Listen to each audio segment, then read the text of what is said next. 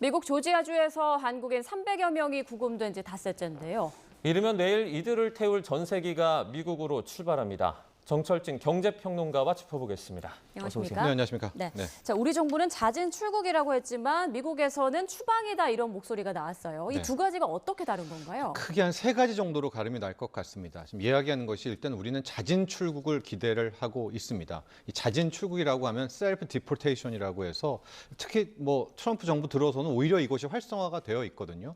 심지어 미국에서 불법적으로 일을 했다 하더라도 본인이 자진 출국하겠다라고 하면 뭐 공항에서 비행기까지 태워서 보내는 그런 행태들을 보이고 있기 때문에 아마도 큰 이변이 없는 한 이제 자진 출국 쪽으로 가닥이 잡힐 것 같은데, 그러나 방금 앵커도 지적을 했듯이 일각에서는 실질적으로 이런 대대적인 단속과 사건을 벌였는데 자진 출국으로 보내주지는 않을 것이다. 강제 추방의 방식도 있으니까 우려를 해야 된다라는 이제 그런 의견도 함께 있다라고 기억해 두시면 되겠습니다. 마지막 3번째는 아마 이번에 한 300여 명 직원 중에서 뭐 개인의 의사를 물을 것 아니겠습니까? 나는 도저히 이건 억울해서 안 되겠다라고 하면 미국에 잔류를 해서 이빈 법원으로 가서 시시비비를 가려서 마지막 뭐 출국을 하든 남아 있든 하는 이제 그런 방식이 있을 것 같은데, 일단 우리 당국에서는 자진 출국, 이제 셀프 디포테이션 방법으로 아마 전세기를 띄워서 데리고 오겠다, 또 이렇게 이야기를 하고 있습니다. 자진 출국이라고 하더라도 만약에 뭐 불법 체류 이와 같은 사례로 출국을 하게 되면 이후에 입국 금지라든지 이런 조치를 받을 수 있는 거 아닙니까? 그러니까 공식적으로 미국 이민국에서 표방하기에는 이 자진 출국으로 나갔다 하더라도 시간이 지나고 이러이러한 조건을 갖춰서 다시 들어올 때는 재입국에 문제가 없다라고 이야기는 하고 있지만요. 네. 아마도 이제 미국 갔을 때 특히 비자 문제로 여러 번 뭐 골머리를 앓았던 뭐 시청자분들은 잘 알 텐데, 이게 묘하게 미국은 태클을 겁니다. 꼭 이런 뭐 추방 정도 급이 아니더라도 네. 미묘한 사건이 있다 하더라도 이 재입국 같은 거 할 때 굉장히 좀 힘들거든요. 그래서 이렇게 자진 출국으로 나온 우리 근로자가 있다 하더라도 단기간에 다시 이제 미국의 업무를 보러 가기는 조금은 좀 현실적으로는 힘든 부분이 남아 있다, 이렇게 보시면 되겠습니다. 네, 네. 이번 사태로 인해서 우리 기업 입장에서는 당장 미국에 대한 투자가 좀 꺼려질 수밖에 없는 상황인데, 그렇다면 기존에 약속한 대미 투자에도 좀 영향이 있을까요? 영향이 있겠죠. 왜냐하면은 이제 공장을 새롭게 세워야 되는데 그 근로자, 건설 근로자 자체부터 공식적인 이제 비자를, 워크 퍼밋을 받고 비자를 받고 오라고 했기 때문에 아직 우리 비자 쿼터가 뭐 넓게 확대해주지 않은 상황에서 이제 새롭게 보내는 그런 인부들, 근로자들에 대해서 다 비자까지 받아야 되는 건 아니겠습니까? 그렇다면 당초에 계획했던 그 모든 것들의 일정이 좀 취소될 수밖에 없는 그런 대목이 있습니다. 지금 보면 뭐 하이닉스, 삼성전자의 증설 부분도 있고요. LG 에너지 솔루션에 대한 뭐 현대차, 메타플랜트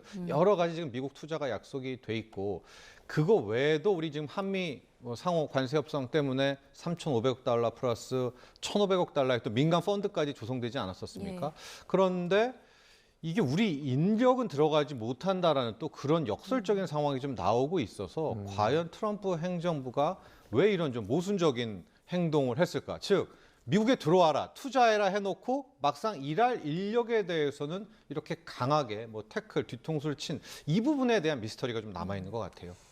트럼프 대통령의 주장은 그러니까 거기서 뭐 공장을 짓더라도 미국 노동자들을 고용을 해서 교육을 시켜서 공장을 지어라, 지금 이렇게 말을 하는 것 같은데 네. 이게 뭐 단기간에 가능할까요? 현실적으로 굉장히 힘들죠. 그러니까 좀 우리가 의도를 좀 파악해보는, 왜 이랬을까 하면 트럼프 대통령이 아예 우리에게 다 빼먹으려고 한다. 그러니까 투자액도 뿐만이 아니라 결국 우리의 수준 있는 인력들이 와서 한국의 근로자들이 미국의 고용을, 그러니까 훈련을 시켜라, 고용 훈련을 시켜라, 이런 거거든요. 바꿔 말하면 우리가 갖고 있는 돈뿐만이 아니라 노하우까지도 미국에다 전파해라, 뭐 이런 상황 때문에 이번 큰 사건을 일으켰다라고까지 이제 생각해 볼 수 있을 것 같습니다. 네. 방금 앵커도 이야기했듯이 트럼프가 전문가를 불러들여서 그 사람들이, 한국의 전문가가 미국의 뭐 근로자를 직접 훈련시킬 수 있도록 해야 된다라고 하는데, 시간도 많이 들 뿐만 아니라 그 비용도 지금 우리가 부담을 해야 되거든요. 그럼 우리가 우리 돈 투자해서 우리 인력이 가서 우리가 미국 근로자까지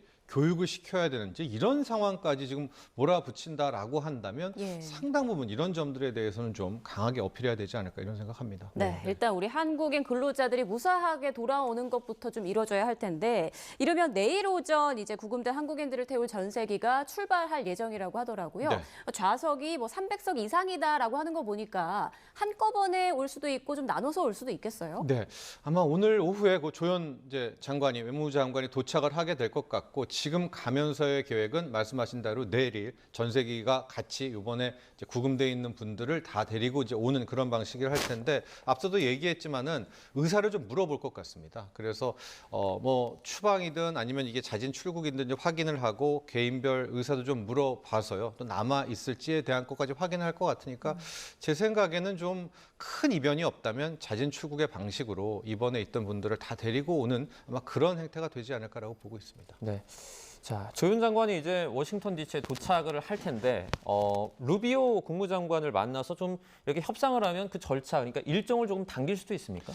그렇지는 않을 것 같습니다. 특히 루비오 장관이라고 해서 뭐 당장 뭐 오늘 밤이라든가 내일 새벽에 하면 우리는 좋겠지만은 네. 실질적으로 이번에 이제 조현 장관이 가서 이번 일 자체에 대한 처리 문제도 굉장히 중요하지만 이번 일에 대한 발단이 됐던 부분들, 특히 유독 우리 한국 근로자, 이 한국 인력에 대해서 비자 쿼터, 전문 비자에 대한 쿼터가 굉장히 작거든요. 네. 계속해서 뭐 이게 1, 2년 된 문제가 아닙니다. 10년 가까이 된 문제였었는데 아예 이 문제까지도 저는 차라리 좀 같이 해결하고 좀 왔으면 좋겠다라고 해서 아마 오늘 좀 이따가 오후에 도착하고 루비오 장관 아직 거기는 새벽이니까 이제 오늘 밤 내일 새벽에 루비오 장관 만나고 비자 쿼터 이야기한 다음에 이제 내일 정도에 같이 비행기를 태워서 우리 근로자들을 데리고 오는 이 정도의 스케줄을 좀 생각해 보면 좋을 것 같습니다. 네, 방금 한국의 미국 취업 비자 쿼터가 많이 좀 낮은 수준이다 이렇게 말씀해 주셨는데 다른 나라와 비교했을 때 어느 정도이고 또 이 부분이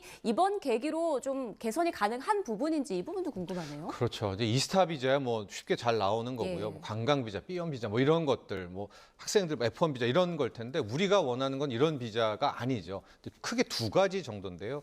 H1B 비자라고 하는 것과 그다음에 E4 비자라는 전문 인력에 대한 별도 비자를 원하게 되는 겁니다. 그래서 다른 나라들은 이 쿼터를 어느 정도 늘렸나 봤더니 전체 연간 한 8만 명 이상을 하게 됩니다. 하고 뭐 호주가 1,000명, 그다음에 싱가포르가 5,000명 정도, 칠레도 1,000명 정도가 연간에 이게 발급이 되는데 네. 유독 한국에 대해서는 쿼터가 없이 케이스 바이 케이스 그때인 것 아니겠습니까? 그래서 저는 이게 우리가 뭐 한국 뭐 사업과의 파트너십이라 가지고 로비 비용도 많이 썼어요. 지난 10년간에. 그것도 미국도 알 겁니다. 그러니까 이번에 가서 이 문제 해결도 좋지만 이제 앞으로 미국에 투자도 많이 하고 공장도 계속 지어야 되고 여기에는 우리 한국 근로자들이 필수거든요. 그렇다면 가서 적어도 뭐 싱가포르가 지금 한 5,000명 정도의 쿼터이니까 뭐그 정도는 아니더라도 최대한 좀 쿼터를 확보를 하고 이번에 좀 오는 그 어떤 하나의 좀 매조직까지 했으면 하는 그런 바람도 가져봅니다. 네.